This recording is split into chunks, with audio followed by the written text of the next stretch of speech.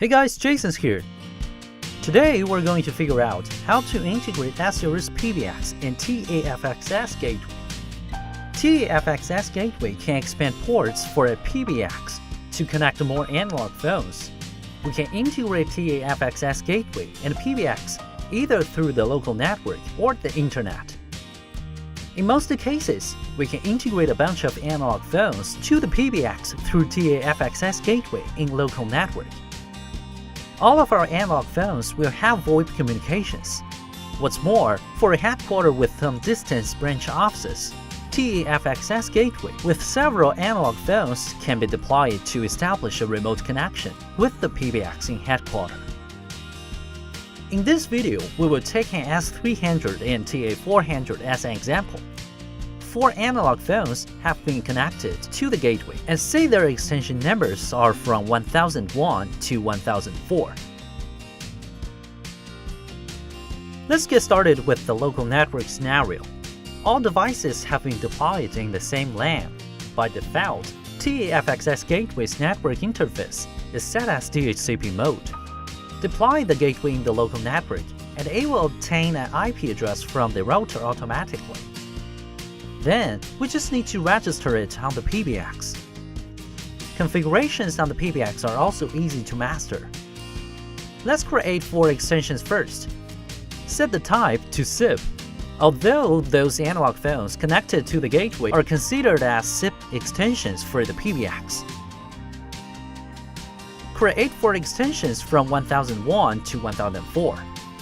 Then, we will have the 4 ports of TA400 registered via auto-provisioning. Click on that scan button. We will have the Yeastar TA400 in the list. Now, we click on Edit and turn to Extensions. Here are 4 lines referring to the 4 ports of the gateway. Enable these lines and select an extension for each of them respectively.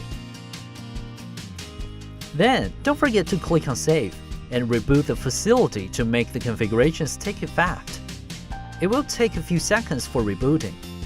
Once all settings work, we can check the extension status on the PBX or on the gateway. Now, let's see how to integrate S300 and TA400 via the internet. In this scenario, S300 has been installed in headquarters, while TA400 is in the branch office. Both devices have been deployed behind the router in their local network. Say we have a static IP for the router in headquarters. In this case, integrating remote FXS gateway and PBX, just like registering a remote SIP extension on the PBX.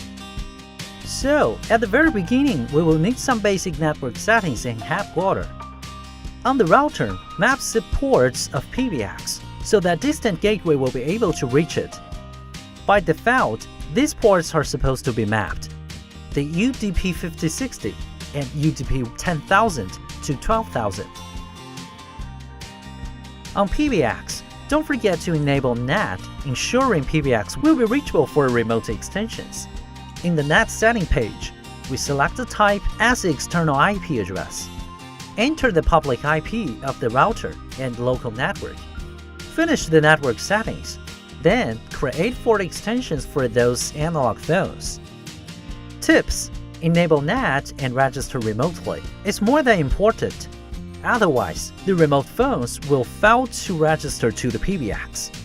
By now, so much to be done here in the headquarters. For the branch office, we will need to edit a VoIP server on the gateway to establish a connection with remote PBX, and then register all ports to the PBX. Log in the gateway. Click on Gateway. Then, VoIP server settings. Choose a server, customize the name, and enter S300's public IP here. In register mode, we have port register, template register, and service provider. Port register is the most popular mode. In this mode, each port of the gateway will be able to register to the PBX as one extension. Template register. It will be useful if we want to have all ports share the same extension account. When all analog phones call out, they will share the same caller ID. In service provider mode, we will be able to integrate gateway with PBX or other gateways by SIP trunking. Well, today we will apply port register as an example. Next step, register each port to an extension account. Click on port list and choose port 1. We're going to register it to 1001. Enter caller ID information.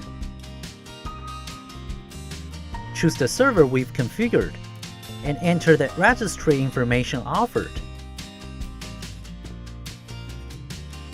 In route settings, choose a template. Here a template refers to one kind of dial pattern. By default, all templates have been set to the wildcard point, so any outgoing costs will be matched. If you want to further limit outgoing costs from these analog phones connected to the PBX, you can customize a more complicated one. Don't forget to enter the DID number. It's the same one as the extension number. Follow the same steps to finish the rest of 3 ports.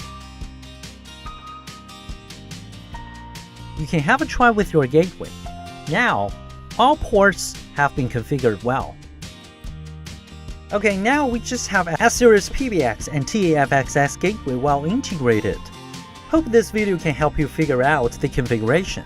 Please leave us your comment if you want more information about Yeastar gateways.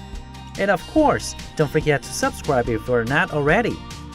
To get more Yeastar updates, just visit www.yeastar.com. I will see you guys in the next one.